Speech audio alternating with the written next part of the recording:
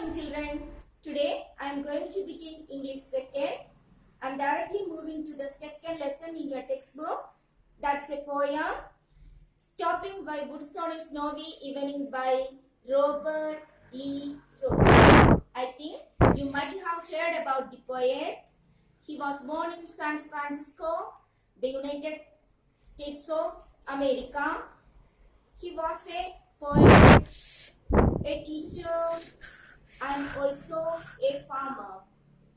And he won 2 Pulitzer Prizes for his poetry.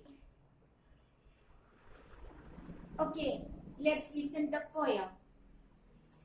Whose woods these are, I think I know.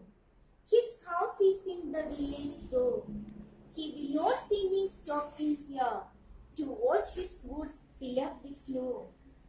My little horse must think it queer to stop without a farmhouse near.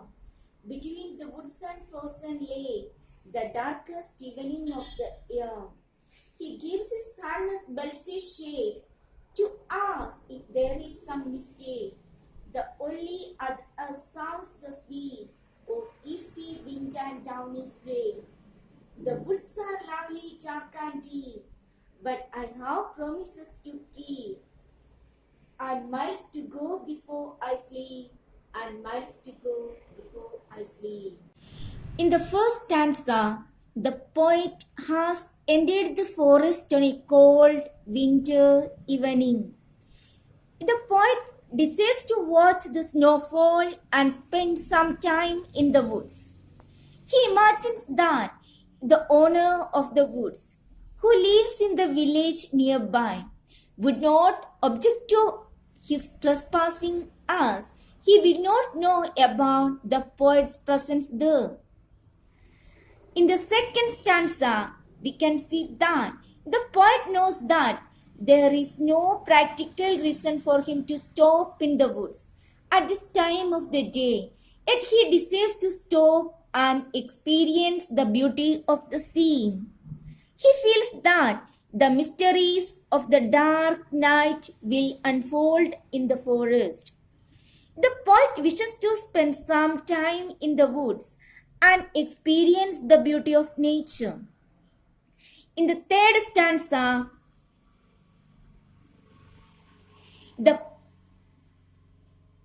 poet talks of the quiet environment of the woods, where there is only the sound of the snow falling and of the light breeze sweeping through the trees. The horse doesn't want the poet to stop in the dark woods. It shakes its harness bells and reminds him that he has to move on. In the last stanza and the fourth stanza, the poet talks about the unknown lands of the forest are indeed beautiful, dark and deep. So deep that they seem never ending.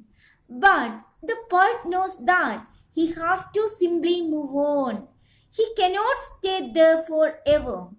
He has an obligation somewhere else, and he has some promises to keep, and he has a long way to go before he can rest. One has to overcome the yearnings for the beauty and the serenity of unknown lands and continue on one's own journey. Deep forests are beautiful, dark, deep, and mystical. One has to forego the attraction of the beautiful and continue on one's own journey in order to achieve one's own objectives. This is the poem, and now we can write down the new words in your textbook and in this lesson, and take your notebooks and write down the new words 5 times. Send it to me.